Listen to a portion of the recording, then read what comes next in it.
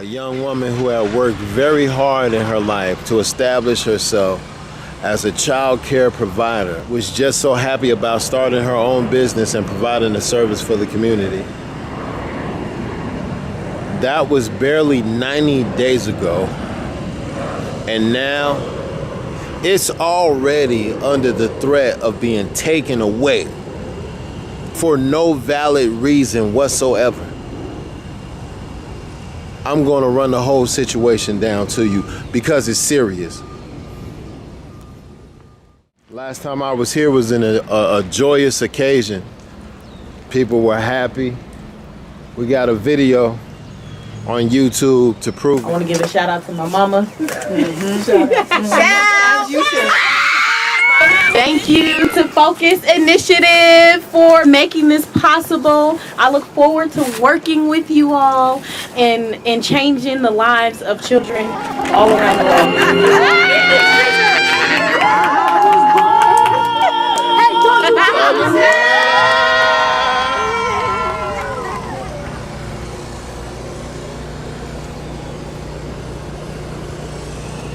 I'm out here in Evansville, Indiana. As you can see, at the Bridges Transitional Preschool and Child Care Center, Ministries Core. It was a big celebration going on because we were celebrating the grand opening of this preschool and daycare center. The previous owner of the daycare that was here before Bridges, they never had any problems with anybody. They never had any problems maintaining this business here for 5 years. But for some reason, you tell me, because I still don't know. For some reason, we get in here and it's a problem. I mean, I'm drawing my own conclusions, but I'm not even going to say anything. What do you think? Okay, now here's the situation. The prior owner of this business, her name is Emily Cobb, okay? And she reached out to the owners who are currently here now and told them, hey, you guys are in child care. I'm in child care. I have a whole business here. I'm ready to go. I want to spend more time at home with my children. I will make you a very, very, very sweet deal for you to come in and just take over the place. It's all yours. It's a beautiful deal. So they contact my organization, Focus Initiatives, and say, hey, we know about the community work that you guys do, and we need money to open up a child care center. I tell you what, if you assist us in opening up this child care center, then we will guarantee that 30% of all our children for people who have been impacted by incarceration can have quality child care at an affordable rate so that they can go out and do the hard, vigorous work of rebuilding their lives, going to work without having to worry about if your children are in a safe place. That was very, very encouraging for us to hear. So we got the money together, we invested so that they can begin this business here. That's all. That was the full relationship with Focus and Bridges. So after that, the people who are here now, they decided to keep the prior employees. But here's the trick. 30 days later, each and every one of those employees quit on the same day. After they all walked out, suddenly all the families received phone calls with unsettling information. So all the families pulled their children out of this place, out of this building, all within a matter of days, okay? And the rumor that those families were told, the family said, well, I pulled my kids love you guys, but I pulled my kids out because we heard that you guys were hiring felons to work here, and I just don't want my children around any felons. First of all, a complete and utter lie. that was not true in any way, in any sense, in any manner whatsoever. Nobody who works here has ever been a felon. You have to have education, certification, years experience, and properly vetted by the local police authorities. It's impossible for a felon to work here. But yet, this is what was told to all these families. Okay, now, to add insult to injury, you remember Emily Cobb, the woman who said, oh, I'm closing this business down because I just want to be able to spend more time with my children? A week, 7 days after all those employees left, surprise, they opened a daycare just a few miles of here called Little Sprouts. She took her money, she took all her employees, and after saying that she just wanted to be more of a homebody and watch the kids at home, she opened up a brand new business, all within 7 days. Can you say sabotage? Okay, fine. That's fine. That's fine. You want to do that? That's fine. So now, this business is scrambling to find new employees, to find new families to take up the spaces of the families who had left for whatever reasons. They're scrambling. This has caused almost financial ruin. This is causing emotional distress. This is causing inter-turmoil with people who have worked together forever. Lots of distress on this level. But with perseverance, commitment, and determination, the whole process begins to be turned around. And because of the good work that they do, family members coming back, different new family members are bringing their children here. New commitments, new contracts, new employees, expanding slowly, but still growing. All this is within 90-day period. But then, once things start to begin to turn around and be back in the black again, mind you, not one bill has been missed. Mind you, not one rent payment has been even delayed, much less not paid. So with all that being done, what happens next? Here comes Joe Kiefer and Josie McLaughlin from a realty company. They knock on the door, present themselves as fine as can be, and say, hey, we talked to the owner. He just wants you guys gone. What? He wants us gone? What do you mean he wants us gone? What does that even mean? I got a contractual obligation. I paid every dollar on time. I don't owe him nothing. What do you mean he wants me gone? Well, there was an issue with your contract. You misworded the name. So because of that, it's just strange. We just want you guys out of here, So when can you leave? Now, mind you, these aren't the people who work here and the people who run this business. These aren't corporate sharks who understand the treachery of business dealings and being cutthroats. These are mothers taking care of children who just want to start a business and help the community and provide a future for their own family. That's all who works here, So then they say, well, it was an issue of Emily Cobb. She left a $10,000 tax debt for you guys to pay.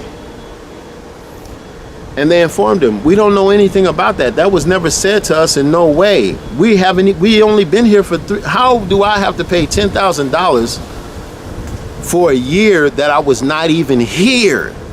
Explain that to me. Why are you coming here after me to collect it? She's the one that owes you.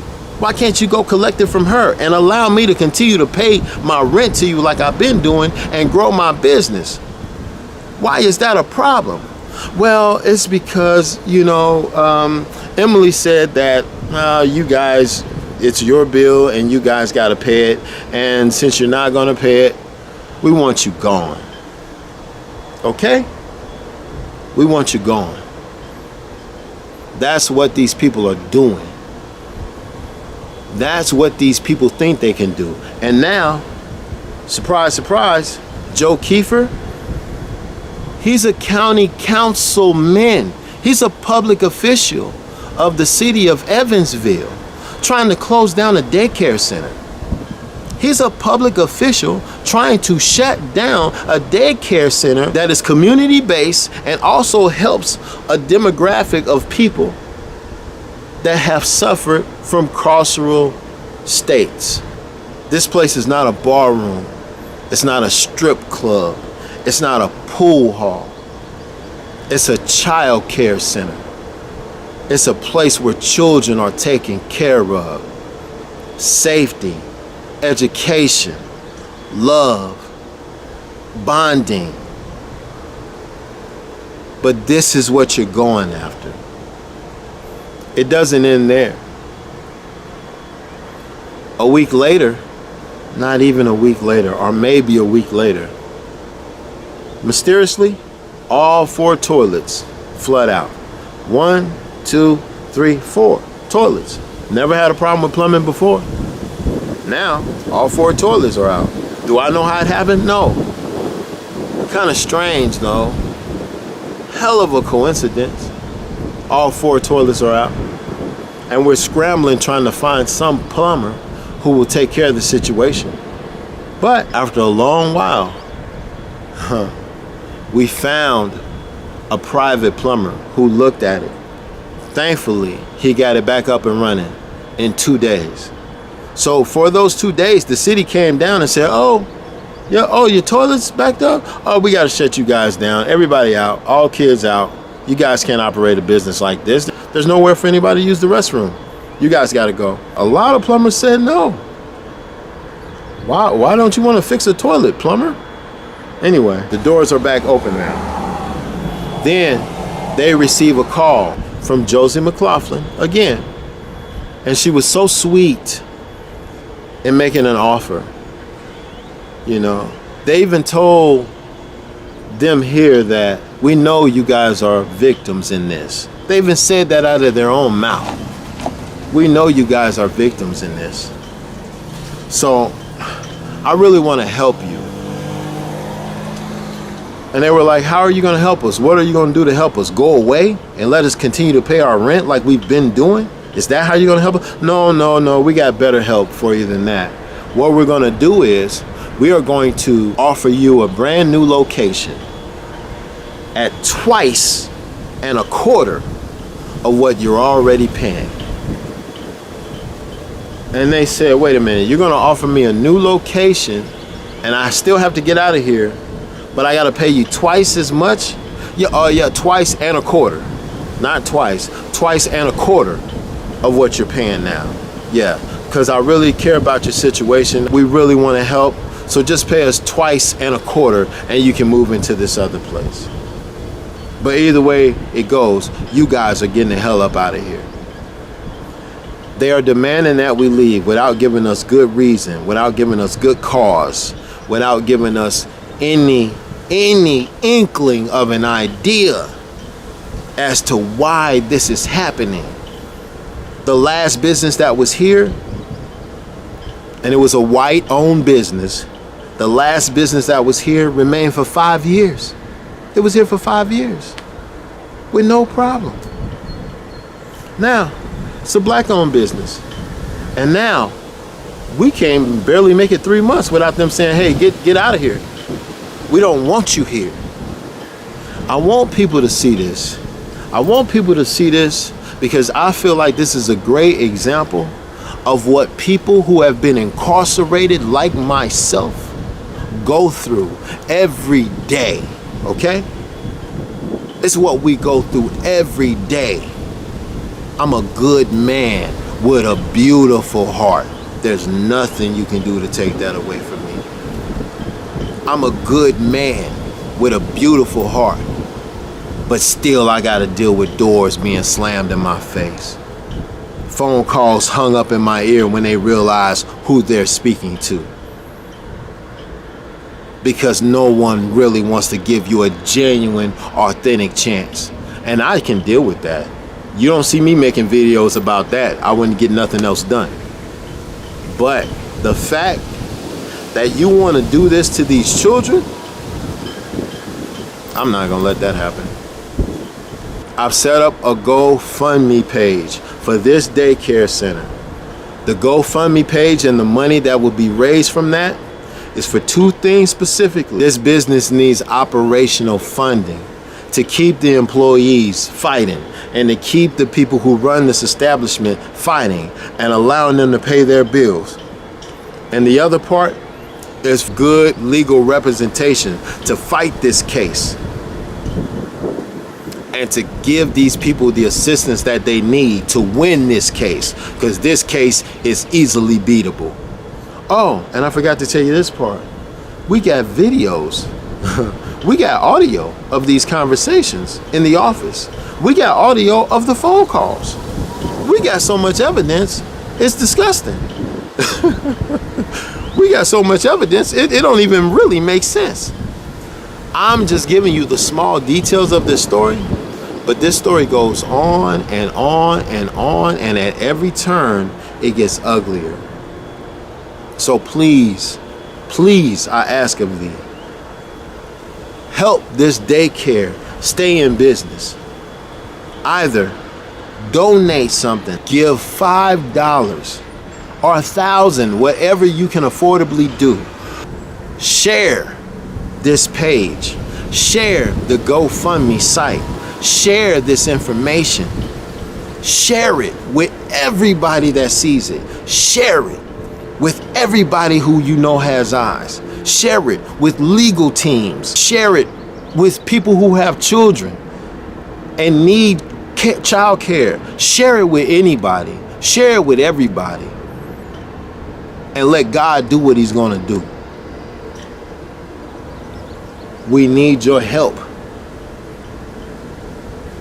And this is the beginning of our communities coming together. Because if they strike a daycare center, they ain't gonna leave nothing alone. I'm here fighting for these kids, fighting for these children. Please, you fight with me. Because I ain't losing this one.